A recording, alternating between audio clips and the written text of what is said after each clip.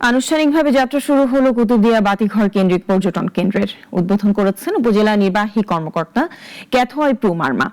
উদ্বোধনকে ঘিরে দেশের বিভিন্ন প্রান্ত থেকে আসা পর্যটক, পুণ্যার্থী ও স্থানীয়দের ঢলে মুখর হয়ে ওঠে সমুদ্র সৈকত। পরিবার পরিজন, বন্ধুদের নিয়ে অনেকেই সূর্যাস্ত উপভোগ করেন। দক্ষিণ ধুরুং ইউনিয়ন পরিষদের চেয়ারম্যান আলাউদ্দিন আল আজাদের সভাপতিত্বে অনুষ্ঠানে প্রধান অতিথি ছিলেন ইউএনও। বাতিঘরকে ঘিরে নিরাপত্তায় প্রস্তুত রয়েছে গ্রাম পুলিশের বিশেষ টিম। সুটকিপল্লী বায়ুবিদ্যুৎ কেন্দ্র ও কুতুব শরীফ দরবারকে ঘিরে সম্ভাবনাময় পর্যটন কেন্দ্র হিসেবে গড়ে তুলতে সরকারি বেসরকারি উদ্যোগের আহ্বান জানান বক্তারা। আমাদের এখানে লাইট হাউস সি বিচের মতো বেশ কয়েকটা স্পট আছে।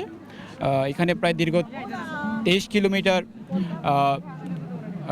বালুময় সৈকত। এখানে খুবই সুন্দর। প্রশাসনের পক্ষ থেকে এই কুতুবদিয়া পর্যটন শিল্পকে উন্নয়ন করার জন্য সরকারিভাবে আমরা পর্যটন শিল্প মন্ত্রণালয় বরাবর আমরা উপজেলা প্রশাসন থেকে পরিকল্পনা প্রেরণ করা হবে।